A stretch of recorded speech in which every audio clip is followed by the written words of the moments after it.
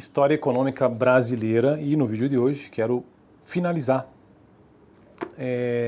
o resumo ou as conclusões sobre a Primeira República, ou seja, entre 1900 e 1930. Quem que era o governante nesse período aqui? Vamos dar uma olhada, é sempre bom dar uma espiada para relembrar os nomes dos presidentes, né? Que foram esses caras que fizeram a economia brasileira nesse período. Claro, o ministro da Fazenda também, mas acho que só o presidente já tá bom. Então vamos começar desde Deodoro, né? Deodoro da Fonseca, Floriano Peixoto, Prudente Moraes, Campos Salles, Francisco de Paula Rodrigues Alves, ou então o Rodrigues Alves, Afonso Pena, Nilo Peçanha, Hermes da Fonseca, Venceslau Braz, Delfim Moreira da Costa Ribeiro, Epitácio da Silva Pessoa, Arthur Bernardes e Washington Luiz, até 1930. E também os ministros da Fazenda, que são muitos, nem sei se compensa eu ler no vídeo de hoje aqui, mas vai desde Getúlio Vargas até Romero Batista, Rui Barbosa, que foi o primeiro, né, ministro da Fazenda. Bom, então vamos para o vídeo de hoje, finalizando esse período aí.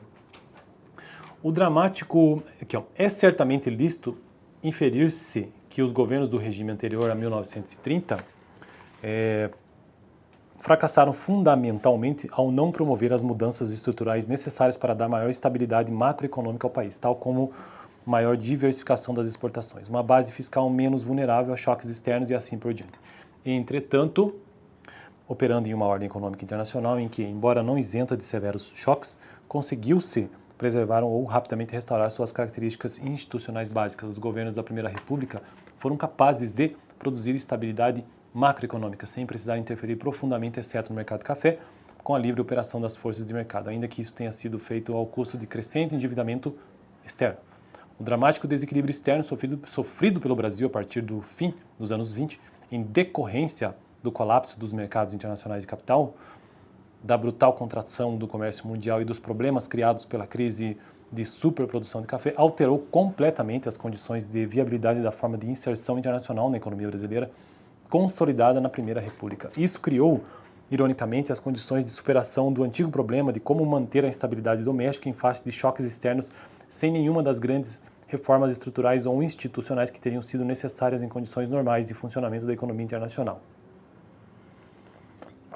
Assim, se esse argumento é aceito, deve-se concluir que, ao contrário do contido na maior parte da historiografia corrente, é nas profundas mudanças nas regras do jogo ocorridas nas relações econômicas internacionais durante a Grande Depressão e não na recomposição da base política do Estado que se seguiu à Revolução de 1930, que devem buscar-se as explicações da racionalidade e da viabilidade das políticas econômicas e reformas estruturais ocorridas após o colapso da Primeira República. Bom, então finaliza assim, né? Todo esse período da Primeira República. Eu estou usando esse texto aqui, ó, que está me ajudando de forma introdutória sobre a história da economia brasileira, A Ordem e o Progresso, que tem muita gente que gosta, tem outros que não. Este livro, especialmente, ele vai 100 anos de política econômica, de 1889 a 1989. Por que eu escolhi construir a história econômica do Brasil aqui nesse canal a partir da República? Porque por conta dos planos econômicos, né? Então, ter uma política econômica é um pouco menos difícil entender.